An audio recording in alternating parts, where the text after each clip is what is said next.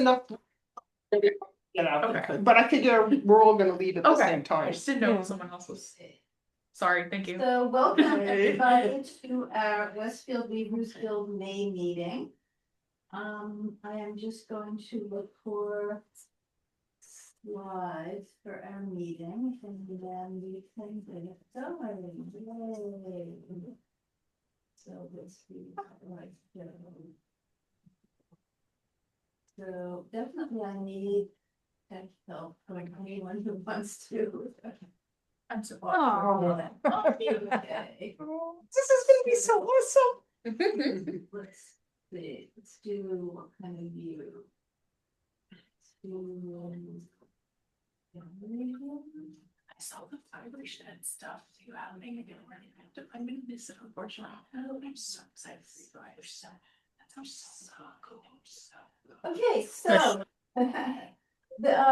This meeting, we were going to have a different speaker who was unable to come.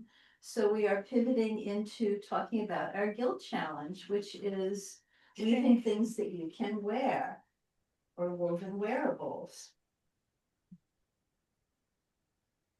So welcome everybody. So this is going to be a program about inspiration and resources for doing it. I don't see Gretchen, so maybe we'll do this meeting afterwards. Let's do that. That will be all business afterwards. Okay, so some local sources of inspiration. You probably all know Daryl Lancaster, but if you don't, she is a wonderful resource. So this is a photo of Daryl a couple of years ago, where she had a retrospective of many of her beautiful hand-woven garments at the, somebody help me, which community? Fairleigh, was it Fairleigh? Oh, I guess it, Fairleigh. County College of Morris, there it is. Okay. Morris County College. And it was a beautiful exhibition and she had little swatches so you could feel each swatch without touching the actual garments. So Daryl has been weaving a really long time. Her job was first doing production weaving and then she made her own yardage and made garments and sold them at craft fairs. So she was a production weaver. What drove her to develop her sewing and tailoring style was that she wanted to sell garments that would not fall apart, that were very sturdily made. So I'm going to be sending everybody the link to this, but I can also give you a PDF of the slides if you want all the live links. So Daryl has her own website, daryllancaster.com. And she also has a YouTube channel and she has a lot of patterns for sale. So we're just gonna run through some of her designs. These are things she has made and patterns that she has available. So this is her summer rain top. Daryl lately has been doing a lot of striped woven fabrics. And the tailoring on this, I think, is really beautiful because there's kind of a tuck here. And then at what they call the apex, it sort of gets large, but it's a very flattering way to use your hand woven fabric. Ellen, Yes. your slides are not progressing. The ones you're not seeing this slide of summer rain top. No, just the title slide. Okay. I'm sorry. It did. It happened last time. Do you remember what we did? I don't remember what we did. Anybody? Oh, I think you went out and back in or something. Well, let's try that. Let's try. Oh, maybe you did you shared the entire screen instead of an individual file. Maybe. I think that's what you ended up doing. See it now. Excellent. Hello? Yes, You can see it? yes. Okay. Yay. Let us know if it stops working. And it's not moving forward. Can you see this at the next slide? It's amazing. That is just beautiful. So this is Daryl's Chaos shirt. It is a sleeveless shirt with a small mandarin collar. What's really beautiful about it is her supplementary warp, and the warp has been painted, so it's a dyed warp. And it's just really gorgeous. It's beautiful. Cut back in. So what the painted warps do is they give you a lot of visual movement. Your eye tends to follow them. And combined with the graphic of the supplementary warp, it just works really, really well. And it doesn't take a lot of fabric. So that's a good thing. Okay, this is Daryl's bias top. In two different fabrics. The one on the right is another painted warp. The one on the left is just made with stripes. And what's really nice about bias patterns is they have a little more give to them than regular woven fabric. So this pattern is available on Daryl's shop. This is a magical bias dress. Oh. And look how she matched the size. Pretty rough. Amazing, yeah. It's beautiful. Wow. It's like it has So over the bust, the bias has enough room to expand as needed. I don't know if this one is in the store. Sorry. Here's Daryl's confetti vest where she's using commercial fabric for the edging and for the lining. And of course, she's got an insert pocket. This is just plain weave, I think. And a lot of the zhuzhiness is from the fake fur lining. I like the buttons too. This is Winter Floral's jacket. I'm not sure if it's the name of her fabric or if it's the name of the style of the jacket, because it almost looks like these photos were together on her website, but it almost looks like two different versions, two different fabrics. Those, yeah. So, and it's hard to tell if it's a shawl collar or just kind of a ribbed collar that was picked up and knit onto it. Ellen, are they all wool? What is she using? She uses a variety of fibers. Anyone who went to her show, I think there was a lot of rayon and tencel, there was some cotton, there was some linen. This might be mixed fibers. Yeah, she usually mixes her fibers and a lot come from Silk City. Still, yeah. Well, these, so, you know, and they have all sort of rayon. Yes. It was certainly rayon chenille. But you could use anything. Okay, and so her swing like coat that. has been very popular. This is a longer version, there's a smaller version too. And again, Daryl stripes. This is probably a heavyweight fabric. I think what characterizes Daryl's fabrics is that she likes to construct them very densely. She doesn't want the side seams pulling apart. So if you would typically have a particular set of, let's say, 20 ends per inch, she might do 24, 28, or 30 because she wants it not to come apart when it's stitched. And that's a byproduct of having to sell her garments at craft fairs, and she didn't want them sent back for repairs. So they tend to be denser fabrics. Ooh. So she's calling it a tunic, maybe because there's a side slit. But this also looks like a heavyweight fabric. It looks like a point twill, like a bird's eye or goose eye. And it's kind of a shirt design. Makes me a lumberjack. Yeah, that's my style. Yes, I like that. It looks like a pocket in the front too. Yes, yes. That's nice. It's a shirt pocket. Yeah. That would be fun contrasty too. Ooh. And here, I'm not sure now, Kathy didn't join us, so Kathy has woven with these too. So these are called worms from Pendleton. So it's the edges, I believe, the selvages that are cut off when they are making the beautiful Pendleton blanket jackets. And so I think this was a bound weave. Do you know, Karen? I don't, but It's a heavy weave and it was in her exhibit. yeah, I mean, it reminds me of rep weave, right, with something thick and then a Yeah. thin and then thicken Yeah. to give it. But the color progress is, I think it was railroaded. Yeah. Sideways. Yeah, it's interesting, this is all staggered and then up in the yoke, it's all Very gold, symmetrical. you know. Almost looks like little cigarettes on them.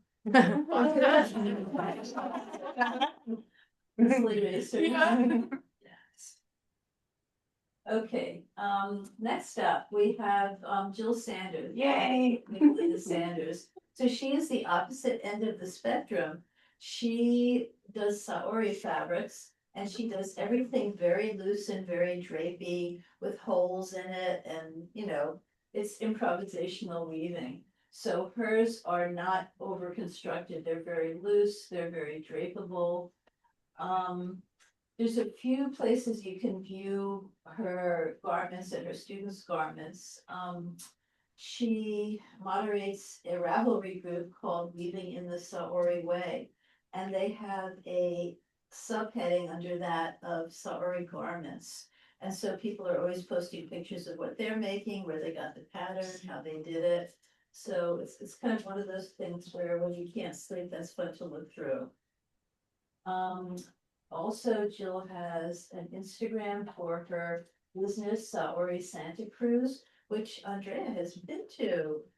Is that where you learned to spin? Yeah, and I got my loom from her secondhand, but yeah, Jill is a wonderful, wonderful person. If you find yourself in Santa Cruz, her studio is like just tucked in the redwoods. It's the most beautiful home ever. Go visit her. She has a lot of garments that she's made that people can try on. to Yeah, see she has like a what whole rack of style. stuff, and she also, at least when I was there, she had like a rack of muslins too. So you can try like different sizes and different like variations of things. Like one pattern, a Mhm. few different ways. Yeah, I believe so. And I think if I remember correctly, she has a background in sewing. Like I think she worked at like wedding She did tailoring. wedding, yeah. Yeah. So she's like a really technical sewist and is then kind of like yeah, I couldn't think of the word, but like yeah, just going wild with it in the best way.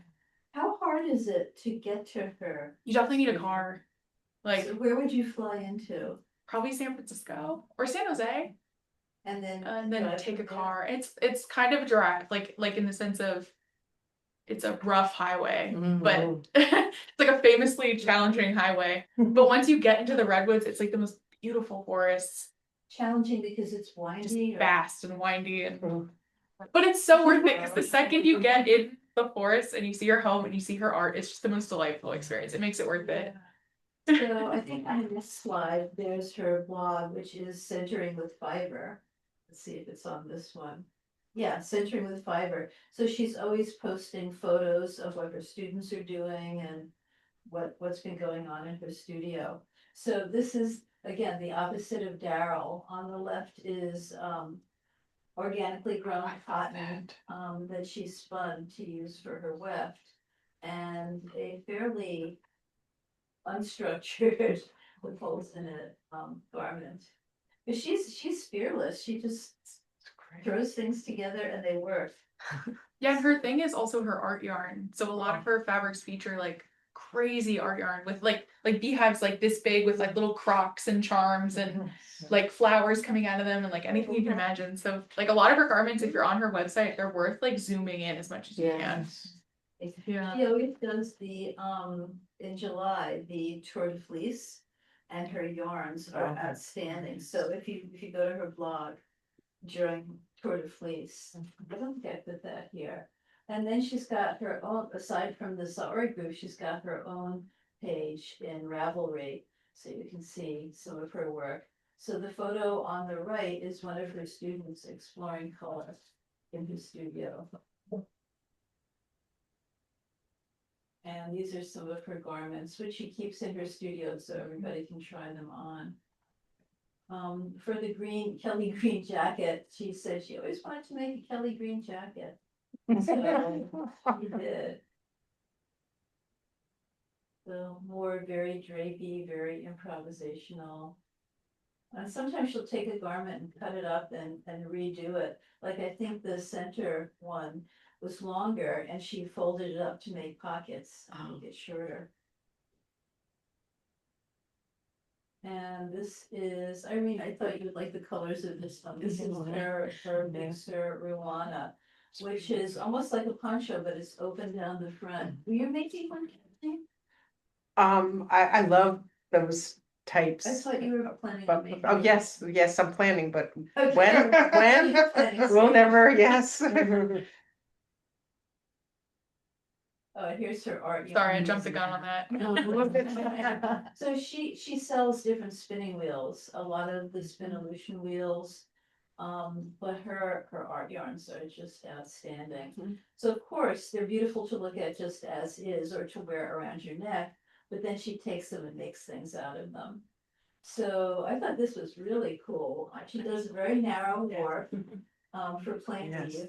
And then she takes her art yarns and just makes loops back and forth to make a loopy scarf, which you could certainly do on a rigid headloom too. Yes. So what's really cool is that it features the really funky yarns with all kinds of doodads on them. So very clever design. And then I love my those. personal favorite, she puts very narrow bands on her celery loom and she just weaves leftovers and makes straps for her sandals. That's so how cool. is that? clever. Really, really cool. I guess you have to have a pair of sandals that have like ribbon or cloth. And then you take it out and put in your own. But another version of wearables. Aw. How many pictures if you don't mind it? So sweet for you. So Yes, we guys. all know Andrea's jacket pattern, right? And can you narrate what else is up there? Sure. I actually brought one of these. Yeah. I have it here. But I have, so the blue one in the middle, it's a Sayori book pattern. And that was one where I looked through my yarn stash and I had so much teal. And I was like, I'm just gonna use up all this teal. So this whole fabric is just like tons of teal, but like different textures and nonsense. And then I had another scrap of fabric that like had some teal in it, but is mostly rainbow. So you can kind of see it on my back there. That's like the collar. Oh, yes. So the front is like kind of a mismatched fabric. And then the one below it is my attempt at the Sayori squid, which is like one of those elusive patterns that everyone hears about, but it's not really in any of their books. And so when I was with my friend Suzanne in San Diego, I was like, you're going to teach me how to make a squid. But for some reason, I can just never get it to fit me right. So that's not my favorite pattern, I will say, but I'm glad I tried it. The photos I've seen, you get kind of a bump in the back of your neck, like it doesn't sit on your shoulders. Yeah, it's kind of an odd one. And I find that if you don't get your back measurement like exactly right, like the distance of the armholes, it like messes up. And for me, cutting armholes like that in the middle of your fabric is like so stressful. So around them. Yeah, and then you have to like hem it in, but like it's so hard to hem a curve like that when your fabric's just trying to get like wiggly and weird, and The silk fabric, you're turning it under. Ooh. it's hard. So it's not I'm glad I tried it. That was like one of those like bucket list garments that like I'm happy to have done it, but maybe not my favorite pattern. But that's one of those, like, if you go look at any of those Sayori people, like their accounts and stuff, you'll see this pattern like everywhere. It's like the squid vest because it has like a point and it kind of looks like a squid mantle. And then the one next to it, I actually brought that one with me. It's one I made entirely out of like, I think I might have told you guys about this one, but I was at Fab Scrap, and when you volunteer there and like work with textile waste, you can take home stuff. And I found a booklet of yarn samples where it was like maybe like 100 or so like little swatches of yarn. They were each about 2 yards long. So I just ripped apart the sample book and tied all the yarns together and then just clasp weft them with black. So I can pull that one out if you want. That's interesting. Yes. Yeah, I think we saw this when we were at Royal Party. I think you put. I think you guys. Yeah. Yeah, but I have it. Yeah, no, bring it Oh, out. it's always wonderful. So it's like So cool. funny because I did all the knots where I joined the yarns on one side of the fabric, so you can either wear it crazy Yeah. or without the knots. It's Feel free to pass it around if you want. And this sewing pattern is like absurdly simple. It's literally just 4 rectangles. I didn't even actually, it's actually 2 rectangles that I just folded over. So it's like one seam.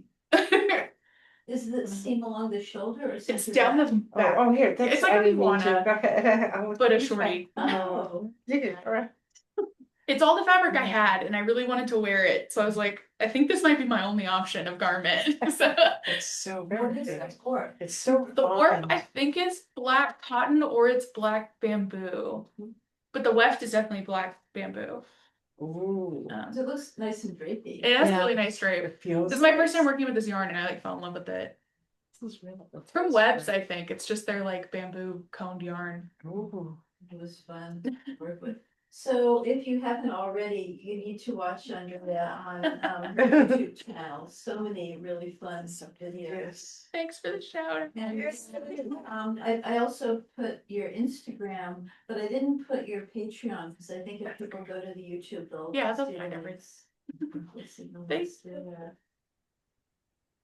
Oh yeah, there's some. So pretty. Nora one? That's the one I wear all the time. The coat. Yeah. That's my friend Suzanne's sewing pattern. So it has like a little collar. And then the one to the right, me, like the one of me, that's also a Noro fabric. It's like cotton warp. And then this was during the pandemic, so I didn't have any yarn, but I had a loom. So I was like, I'm gonna place a Noro order. And so this was just me like using all of that because it's like all I had, and I Wow. wanted to treat myself because it was a sad time, you know, to be locked up. Yeah. And then I made this huge blanket essentially that I wear sometimes. Is that one in one of the storybooks? That one is actually, it's in the black book and the purple book, and it's under 2 different names, which I don't understand. But So, there's Ooh. a bunch of books, so I have. Oh black- my. I don't think I located my purple one. here I can find it. Oopsies. This book is unfortunately discontinued. So the only way to get it is to find it secondhand. Oh wow. Which- Someone's selling it on Weaver's Marketplace. Oh my god. Wow. Nash $100. it. Are you serious? 200? Yes. This is that coat. It's number 45. Cool. Wow. Oh, yes. Oh. Is it all in Japanese? Yeah, it's all in Japanese and you only get a chart. Yeah. So it's really hard. Oh wow. I recommend if you're gonna make any of these patterns, always make a muslin. Always, always, always. Even if you think the pattern makes sense and you're like, oh, I get it. I always find things that are weird. Really? Always, yeah. And like sometimes they don't include seam allowances. Sometimes they don't include like, you know, random little things. So I've gotten in the habit of like whenever I'm gonna do a new one, I always make a muslin. Like muslin that you can write on if you have to. Yeah. And I'll literally write all over it. And like sometimes I'll draw the stripes of my, you know, like this is where the weft goes. Oh. So I can see it. But Do the book patterns include seam allowance, or do you have to add your own usually? I don't know, because if you look at the chart, it like will show the dimensions, but then I'll make it and I'm like, they didn't include seam allowance in this, so this actually isn't correct. Or maybe it's in Japanese and I just like, you know, it's subtly written in there somewhere, but I've just found inconsistencies where I'll make a muslin and I'm like, this doesn't add up. So maybe when you make a muslin, add extra seam allowance? Yeah. Or draw it out and then. Yeah, bigger? because it would just be a shame to like cut into your hand woven to have it not work, you know? Yeah. So I always double check it because I'm like, yeah. And it might just be one of those things where it's just a translation issue where I'm not, you know, I try to translate it, but yeah, I just recommend making a muslin for those. Fine and gorgeous. Taking forever she's talking about cutting the holes out. Yeah. Labor and love. I'd be a wreck. Yeah. And then I had to put Frankie. I can. I don't think I've actually shown you guys that garment because I don't wear it that often, but I'll bring it in sometime.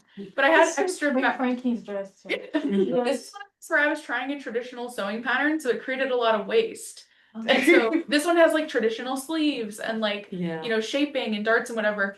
And I had all this extra And I was like, you know what, my cat needs to match. Like, I love it. So zero waste. yeah, so it was 0 waste because she got a little dress out of it. She's very tolerant. Yeah, she is. I'm very thankful.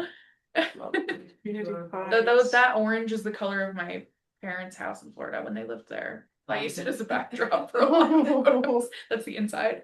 Yeah. Yes.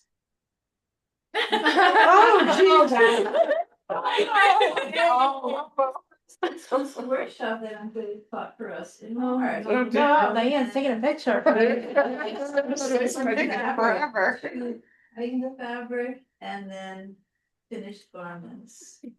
So it is possible. So correct me if I'm wrong, but we're waiting for critical mass, enough people Yes. to leave their yard. So whenever people shout that they're ready, we can do another one. Oh, I'm ready. yeah. I'll probably just buy material at the rate I'm going and make one with material I bought and then go back. Yeah. So how many would you need minimum for a workshop? Leave it loud. I mean, three is a good minimum. Like we had a good time, I think. Is that So okay? Oh, yeah. I thought you meant yards. Oh yeah, please weave extra. That's funny. Actually, for my show and tell today, I made myself another one of my own jackets, and I was giving everyone flack because everyone was short yardage. I'm like, you guys, I told you to bring this much. I was short yardage too. I know, I'm sure. I'm not allowed to make Just fun had of more tape than you expected. Yeah, no, mine It shrank like was- crazy after washing it, and I was just like, dang it.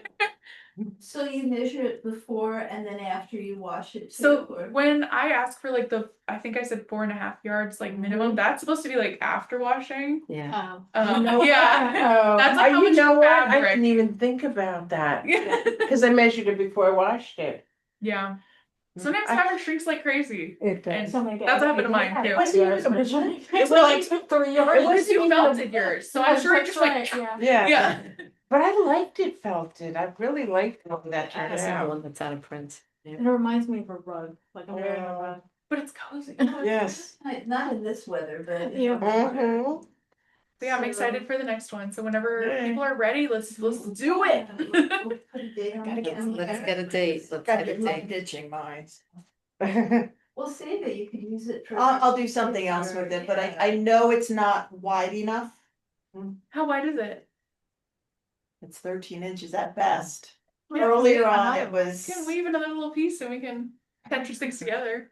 We'll see. I don't know, and when I gathered my yarn, I looked at my warp and my weft, and I was adding different colors to it, so I've got a lot of darker colors and then some brighter ones, and when I was doing my math, I was thinking, oh, this amount of yardage will do it.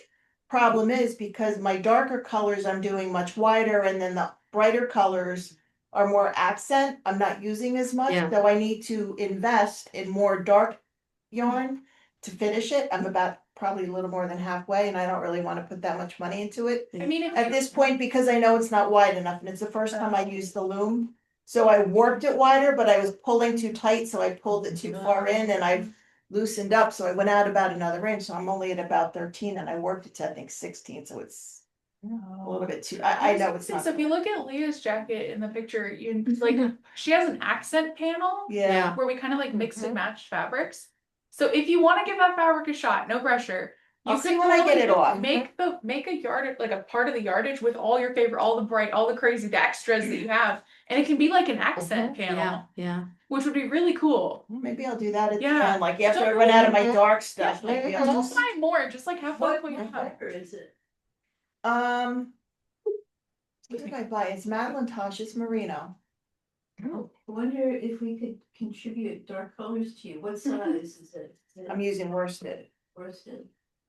so I'll have to. I kind of like that idea though of doing, An accent panel. yeah. Because your whole back is that brown. I mean, too, yeah, I right? didn't have enough of each. Yeah. So we had So to her whole create- back panel is also that dark. So she has an accent I back love the and way it front. looks. So I am going to finish it. I'm going to finish with what I've got. Yeah. I just don't know what I'll do with it after. You can always pick up stitches and knit on. I was just Yeah, gonna say right, that. Yeah. That book, I don't have a copy of it, but there's Oh, a dear. book that Andrea had that's, what is it called? It's Knit- like knit weave sew. knit weave sew, something like that, yeah. Yeah, and you can get it online for $10 from the author. She'll send you a PDF.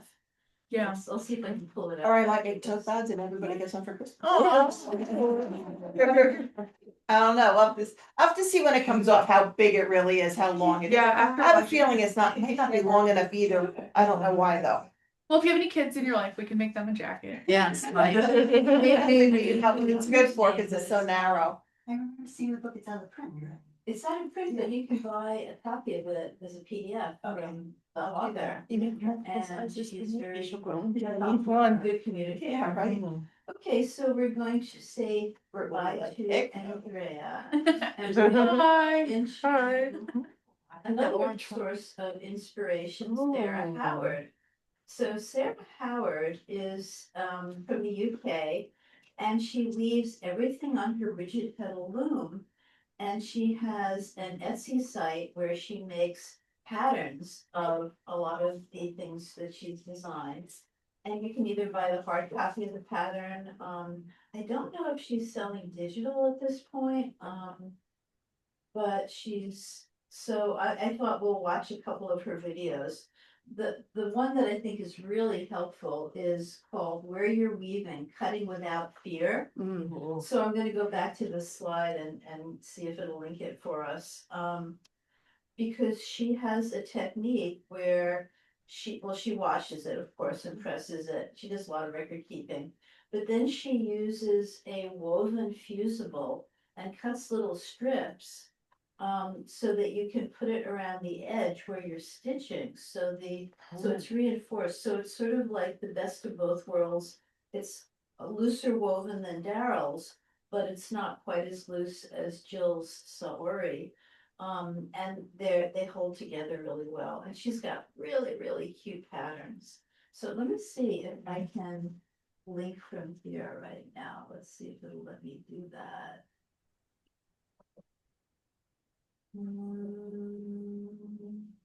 Not so much, so I'll probably have to look for it after. So at her Etsy site, all these patterns are from her Etsy site. They're just really cute. And so she starts each video looking really serious. And she has what my daughter calls RBF, resting Oh. resting witch face. And then she'll giggle and she's like really wonderful. So let's see some more. So she has all these tips and tricks. So when she's warping her rigid petal, she actually does long warps and uses a warping board rather than a peg to extend the length of the warp. And then she actually rolls it so that her rigid petal moves across the table towards her warping board. And then she loosens it and winds it as if it were a peg. But just these really helpful hacks. And then she uses paper, which she numbers. I think it's either for her maybe a meter each. And she knows like when number 1 comes out and 2 and 3, or she counts backwards. She knows how far she's woven and how much is left. Wow. So it's really, really clever. And she has really cute accessories. You kind of can't see it in this photo, but her earrings and her shirts underneath her clothing are always beautifully coordinated. So her YouTubes are just fun to watch too. So this was an early book she wrote called Get Weaving, Clothing from Your Rigid Petal Loom. And she and her friend Elizabeth used to weave a lot of things, teach people how to weave on the rigid petal, and then go to craft fairs with all the clothing they made and let people try on the clothing so that they would buy the book. Oh. How to handle the fabric, how to make your own simple patterns.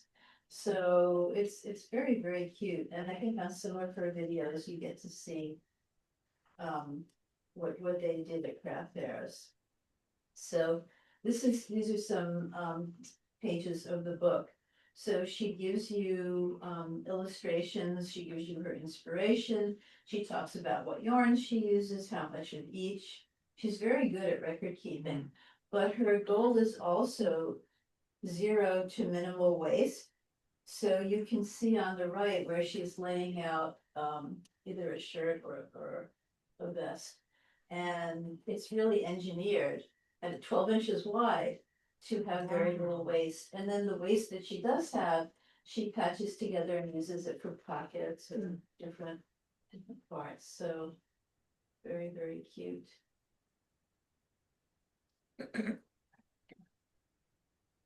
Okay, well, this is the slides meeting. This was when we were making things for MAPA, which we will have to do again next year. You guys are so cute. So typically our guild meetings are the third Monday of, have very little bandwidth after grading for 3 days. So it's usually the third Monday, now it's gonna be the fourth Monday in June.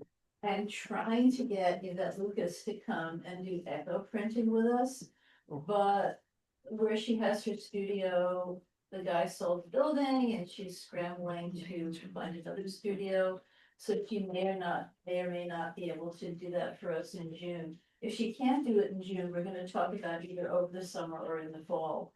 Because she said echo printing in the fall is really nice because there's so many beautiful leaves that are down. I've never done it in the fall. When did Ducky do it? Didn't Ducky do it? At the very end of the, you know what, I don't remember it exactly, but I think some of the stuff was done, right? So I think it was late summer, early It might fall. have been late summer. Yeah, because I remember it was a lot of blossoms that were beyond, you know. Yeah, the cool, but Ducky has a grandchild and is not interested in teaching at the moment. Oh, So, okay, I'm going to unshare. But we'll figure out how to. Let's go back to the text for. Yeah. And slideshow, and then we can unshare. Okay, so, people at home, do you have any questions about any of the slides? The recording is going to be, put on our YouTube channel and you'll receive a link. So They were great. fun to see and inspiring. So I will also send everybody a PDF of the slides, so you can at least see the links and try to find them. So let me see if I can, I am going to minimize this and see if I can find Sarah Howard on YouTube. You cannot minimize Zoom Workplace when you are recording the meeting. Okay. So I'm going to pause the recording. next meeting was. Next meeting was June 22nd from the slide. Yes. Exactly. Okay, it's not the third. Okay. Yes, no, it's after the third. Oh, okay, I might have actually done this, so let's see. Yay! So we're gonna go back to the beginning. And I just. It's their outfit weaving. And it's the big one today. It's called cutting it up here.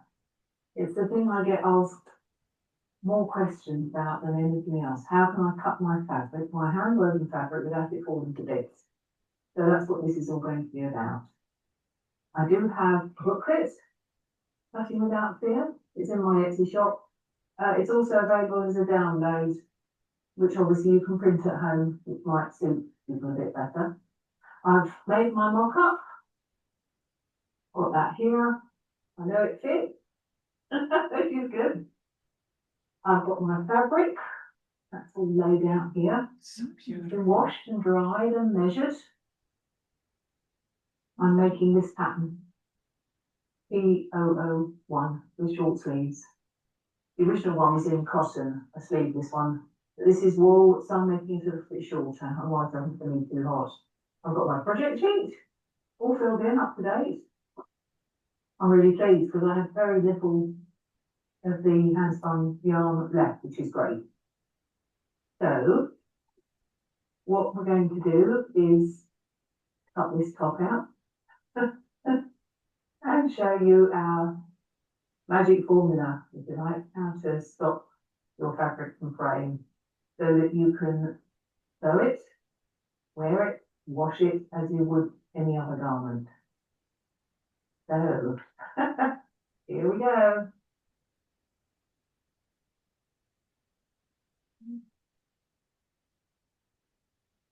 Beautiful. It's narrow. She spun it all. Wow. Oh, look at all those numbers. I've got my pattern laid out. I've laid the whole thing out on the fabric. I can't show you that at the moment.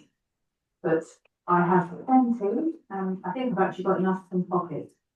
So what I need is my pattern that's been adjusted from the mock-up.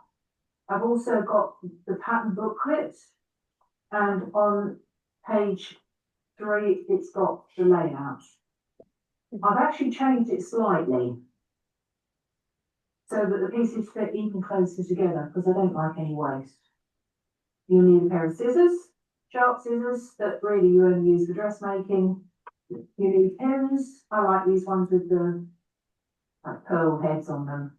But also, I like using weights. I find that the fabric stays much flatter using weights. So that's what I generally do. And I don't know if you can see, but I'm so pleased the pattern and the fabric are almost exactly the same size. So, here we go. I've also got next to me an iron ready and a press cloth, especially if your fabric has anything synthetic in it. I'm going to show you some of the different ways that we suggest sealing the edges. And then I'm going to show you the method that we like most. So, let's go for that. She's so cute. She She's is. really darling. She'll be like so serious and I go. One of the ways that you can stop your fabric from unraveling when you cut it out is shown on page 6 here. I'll put a close up of this in a minute as well. So what you do is you draw a base around your pattern pieces. So I've done this before now with a big black felt pen. And then you machine stitch just inside the cutting line, and then you cut the pieces out. So that's one possible way of doing things.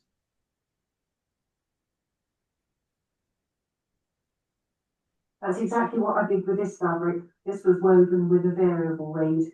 So you can see it's quite a lot of difference. And quite a lot of rag weaving in it, so you really wouldn't want to lose a whole row. It would be too much. So with this top, definitely, I have the pattern laid out. I drew around the shapes and then very carefully machine stitched before cutting them out, and that way I didn't lose lots of rows. That worked well for that. What I would say though, and avoid using pinking shears. These are fantastic for fine cottons and what have you, but it's amazing what a difference just that cut can be. When you do your final seams, you could lose a quarter of an inch. If you lose that, and if you think you've got perhaps two fronts, two backs, they've got 2 seams each, you could lose or gain up to a whole inch. So I wouldn't use pinking shears for your hand woven if I were you.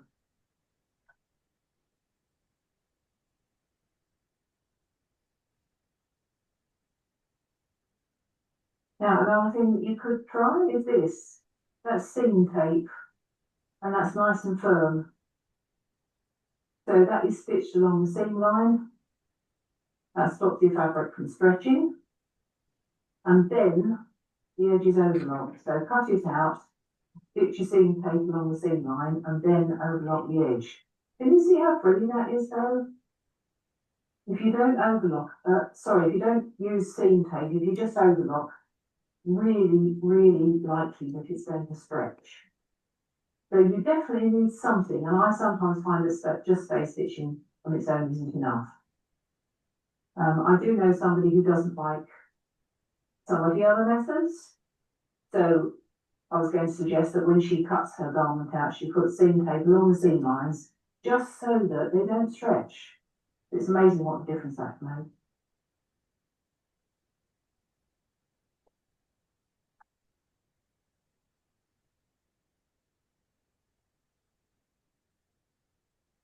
Now another really nice finish, called a Hong Kong finish. The edges are bound. So you need to find something that coordinates nicely. And then they can either be left unstitched or you can stitch them flat. I like making my own bias tape. So I have lots of pieces of fabric, often fat quarters, they're really good. And I've put quite a few of them up against my hand-woven fabric to see which one I like best. And it's either going to be one of these, this one or this one. I'm not sure about this one because it's got white in. And the fabric that I've woven doesn't have any white in. But when I looked at it, I thought it was rather nice.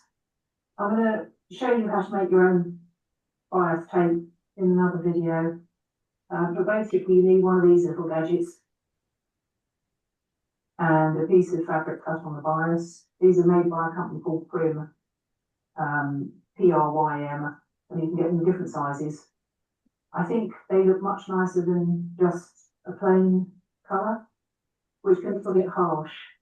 Obviously something like this is going to be on the inside, but if you're making perhaps an unlined jacket, it finishes the edges off really nicely and stops them from fraying. So that's another thing that you can do. If you look up Hong Kong finish, you might be able to find that in a book. The Dorling Kindersley sewing book's really good, I find.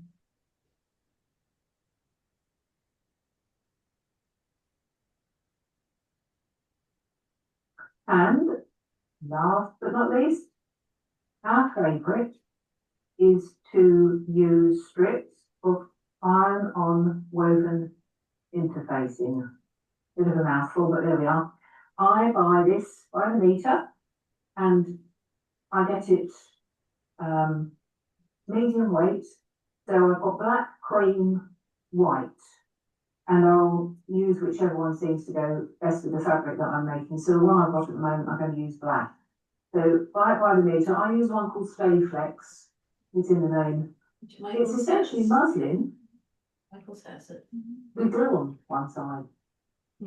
So before you start cutting out, cut yourself a big pile of strips already. And then when you start cutting out, these are going to be ironed on all the cut edges to seal them. You could use a press cloth if you're worried about your fabric, particularly if it's got any synthetics in it. And then once all your cut edges are sealed with this, that's when you can overlock or zigzag without any danger of them stretching. And obviously what you have to be careful of is when you look at it, you'll see that it's shinier on one side than the other. And it's actually worth having a spare iron for this. We've all done it and put it on the wrong side and it's stuck to your iron. And so be careful, because once this is on the fabric, it's quite difficult to get off. So I've got a big pile of strips here. I've got a cutter and a cutting mat. So I do loads and loads, get them all ready before I start cutting out. That's going to be the next bit. So we're nearly there. This we found is really the most reliable method. Once your cut edges have been sealed and then overlocked, you can stitch your garment without wearing it at all. You can wash it and it'll last. It doesn't change. Please don't use the paper iron-on interfacing, because you'll find after a few years, because our hand-woven fabric generally has a bit of texture to it, that it just comes off. This stuff's wonderful because it's woven. Got a bit of give to it. Now I don't cut it on the bias, even for going around armholes and necklines. I just cut straight. I'll show you how to get it round corners in a moment. So yes, I think in different countries it's called different things, but I get one called Stay Flex. Decent fabric stores will have this, or I get it online from eBay. And this is the one that we find really most effective.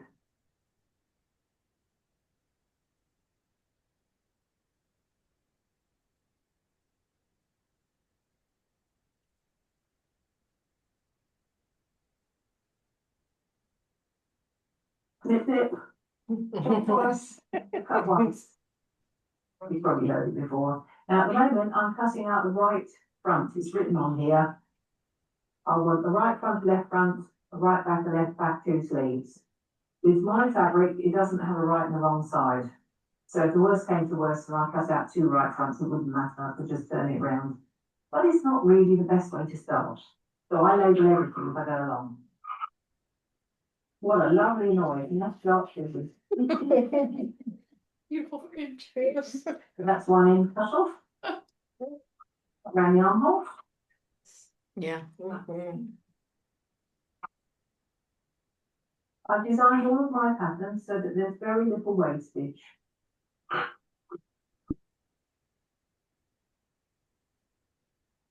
I'll move that down a little bit, you can see. Around the neckline. One piece cut out. That is my right front. Ta-da! Now, what I'm going to do is pin a label on it. Oh, no, I've done that one. I mean, I might pin it onto my dummy, but probably I'm going to do the interfacing on this next, just so that you can see. And then I'll pin it on the dummy and I can start to see what it's looking like. First piece done.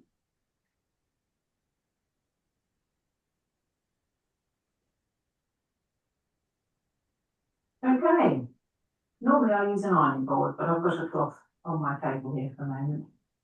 Now, this is what I mean by making a lovely edge. This is a piece I did a while back. So it's really neat and tidy.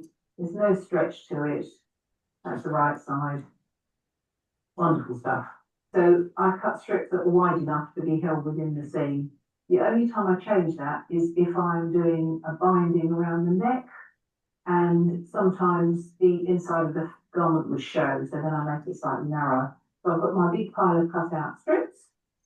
I've got my garment. Now I know this is the right front. It's got a label on it, so I know this is the right side.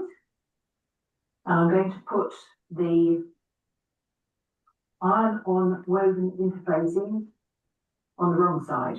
So if I do the hem first, because that's just a straight strip, and a nice long piece. Got a pair of scissors somewhere as well. As I go in there. Make sure I know which side is the shiny side. Yes, it's definitely that one. Get your fingers out of the way. Now I don't need a press cross for this, because it's all wool. I don't use steam, because there's always the danger that your iron on one of the interfacing might shrink. Some people even wash theirs first. And cut it. There we go, that's the first bit. So even now, already, that's much more secure. And then I'll overlap the edges. Now, to go around corners, rather than having sort of lumpy bits, I can either cut into the neckline side so that it overlaps very slightly. Just a few small snips.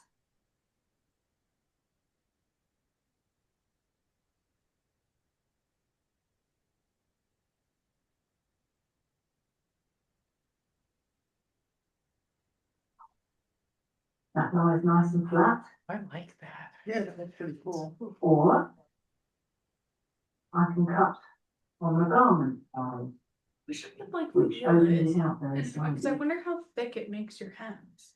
I wonder what it Again, means. just cut these. She just said tiny medium. notches all the way down, But I mean, Guess that after comes- she rolls it, like, so that as it goes around the corner, does it make it stiff? True. it stretches very slightly. Not very stiff. I've worked with it, but I feel But again, you don't have lumpy bits. And Couple you can more. hide it, feel I'll like- take a photograph of this in a minute until you can see it in the close up. Either way is fine as far as I'm concerned.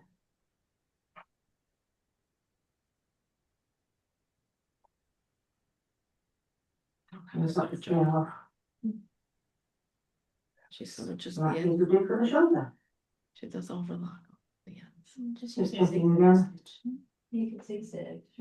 Zigzag, yeah. Because as I say, once this stuff is melted and glued on, oh dear, it's a horror to get off. I have had to do it before now, so what I had to do was warm it all up again with the iron and then very gently try and peel it off. Wasn't very easy though. So, that is done. That's my right front. And I'll overlock it next. It's wonderful. You can see it's still got a bit of give to it. There's no danger of that frame or unravelling at all. So I don't know if you can see. That's where I cut the nostrils to go around the corner.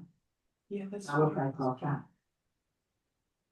So what I'm going to do is leave that folded neatly with the label showing for the moment. I'm going to cut out all the rest, do the same thing, seal all the raw edges, and then if I wanted to, I could just push it away at that point. Fold them up, put them away, nothing's going to happen to them now. They're not going to fray.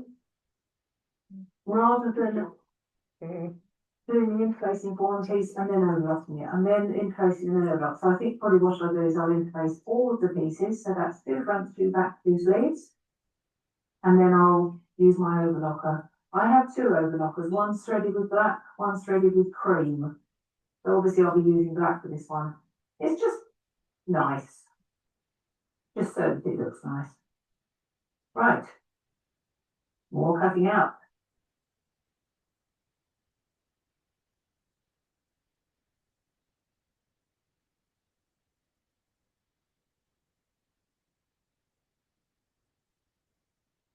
Okay, this is my overlocker, threaded with black. I've got my right front here with the stay flats on the wrong side. I normally have the stay flex on the top. If you have a textured garment fabric, then possibly the presser foot might get caught in it.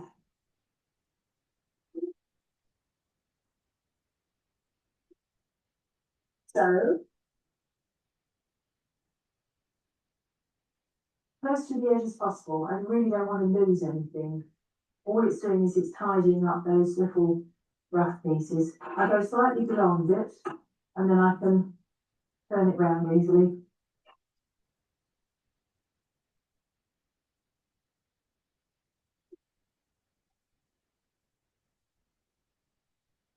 Slightly beyond the corner,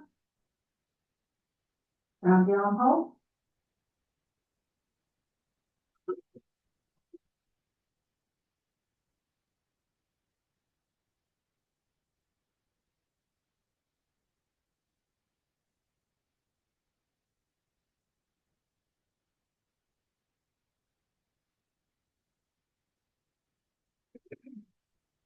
If I turn it round, I have the needles out. That little piece off. Now I can do the hem.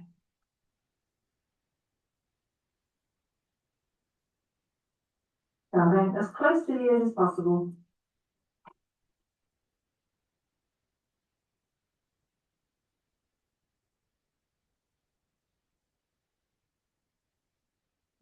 Rather like the sense that you use oil. Yeah. Sounds like a Toyota. Okay, neat tidy. Hold on. Neat on both sides. Oopsie, and then I'm going to pin it on the dummy.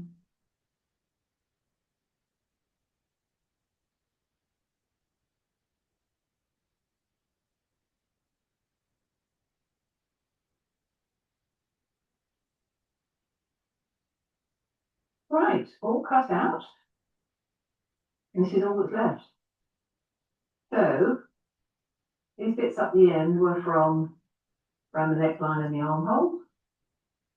And this piece that's left might be used for pockets or possibly a bag. But as you can see, there's very little wastage.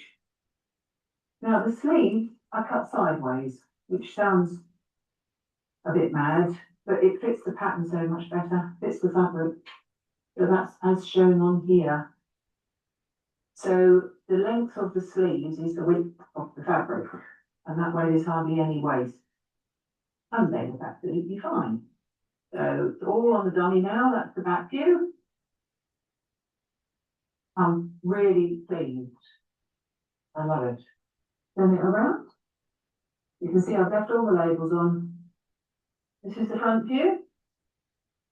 Now it's all ready to stitch together. I've put the iron-on woven interfacing on all the cut edges, but I don't put it on the selvages. These are going to be a centre seam. I don't think it needs it. The only time I might put the interfacing on the seam is if I'm putting a zip in with a bit of seam tape, just to strengthen it a bit. So that will all be hidden anyway. The edges of the sleeves are also selvage. So I don't cut those off if I don't have to. Depending on how long the sleeve is, I might put a binding on the end, or I might turn them up, or if they look alright, I say, oh, probably just leave them. That's going to be once it's made and I put it on, and then I can decide. When I talk about we, it's my friend Elizabeth and I, we've known each other for nearly 40 years now. So these tips are things that we've both discovered on our journey. Now, the only other thing I was going to say was, it's not much good cutting the notches from the pattern when you cut your garment out. So instead of that, I'll take a photograph, I've put the black Staplex on, and I will then mark the notches on that. I think that's much more effective. So, ready to sew. The next video will be about sewing. And kit, about the sewing machine, following the pattern instructions.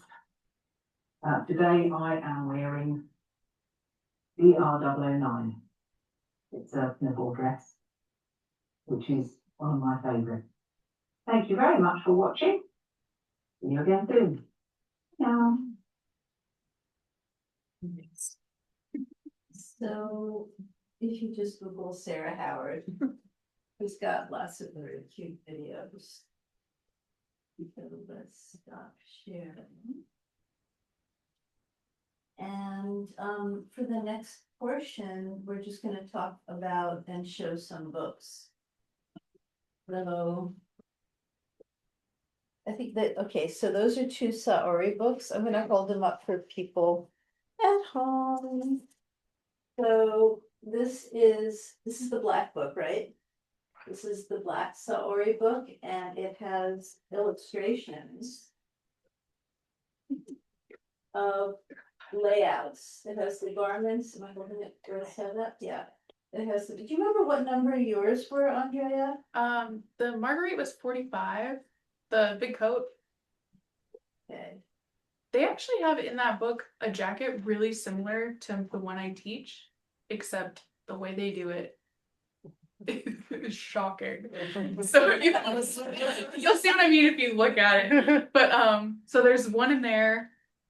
I have a couple others. I don't remember the numbers off the top of my head, but that one is definitely one I recommend to people to make. That big Who's the author? It's just Saori, the brand. Saori. Oh, okay.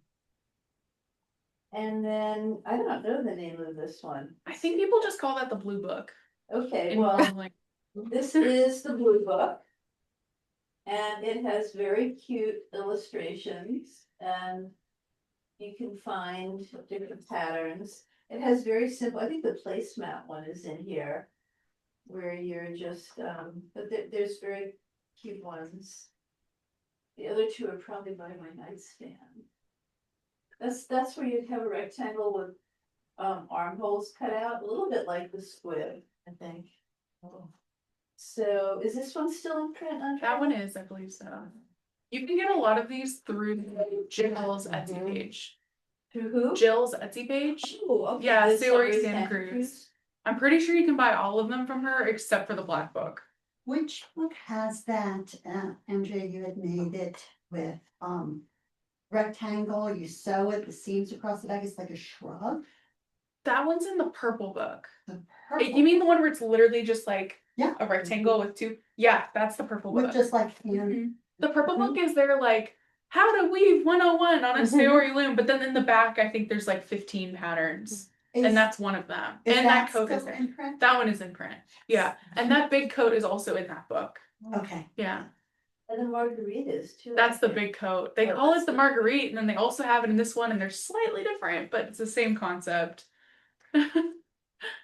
So for people who have been weaving and making clothing for a long time, this is called Clothing from the Hands That Weave.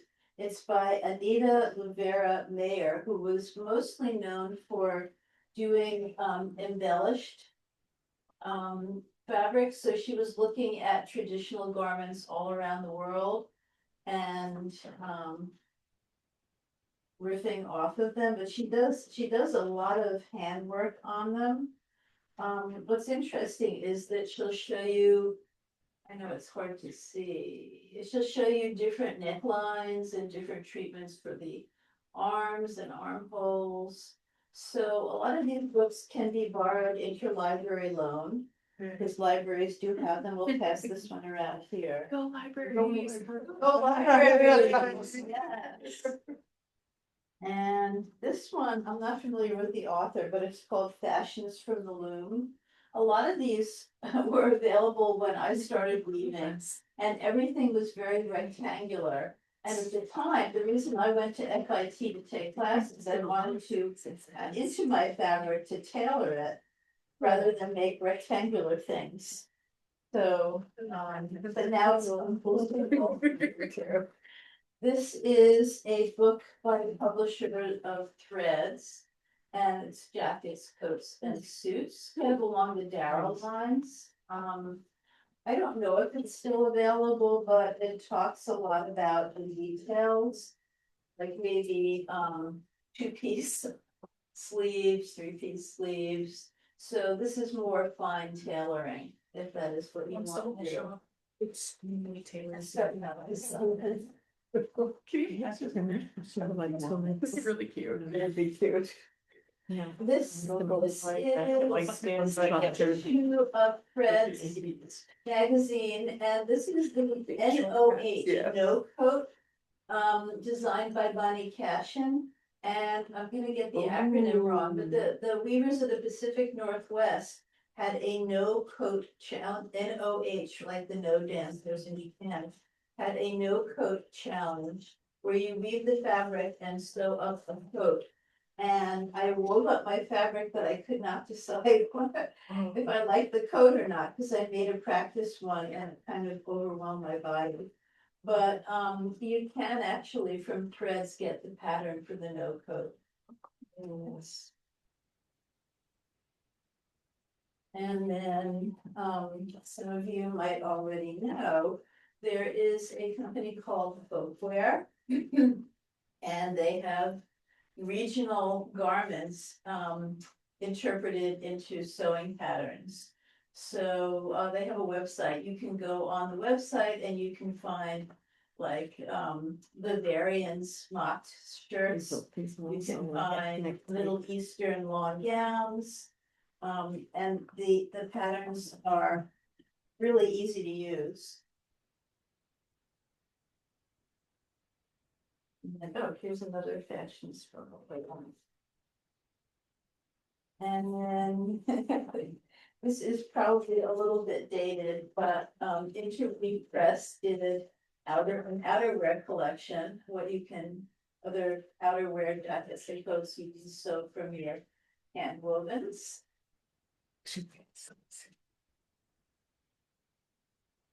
And then I think this is from Threads magazine. This was very interesting. This is a Mobius vest. So if any of you have old issues of Threads magazine, it's a vest that is one piece. So there's minimal amounts of cutting, but it makes for a very interesting garment. Let me see. And this was Threads spring of 1987. It's called the Origami vest also.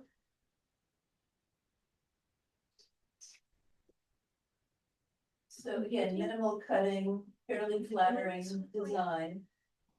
So if you know anyone that has old Threads magazines, you might be able to get them, and you could probably buy back your shoes online. Okay, does anybody else have books that they love using for looking for garment ideas? Ian, do you have any books that you use for garment ideas? You're muted. Mostly the ones that you've shown. Okay, it's like that. Okay, Greta, have you ever made garments from woven fabrics? Oh, you might be muted. Real. We can't hear you. So the purple book is $350 on. Okay. No, Purple. just get it from Jill. Don't want to. Yes. What's Savory Santa Cruz? Yes. Yeah. That's why I go home like. Yeah, the savory stuff you have to get from a dealer. Otherwise it's like. Yes. Don't pay that much. Well, it's not. Yeah. Be right back. Did I ever?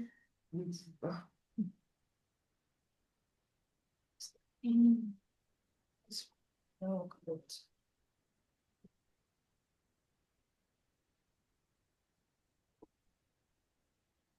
Okay, so people at home, I'm gonna pause the recording again, and then we're going to take a little bio break, bathroom break, and then we will come back and do a brief meeting.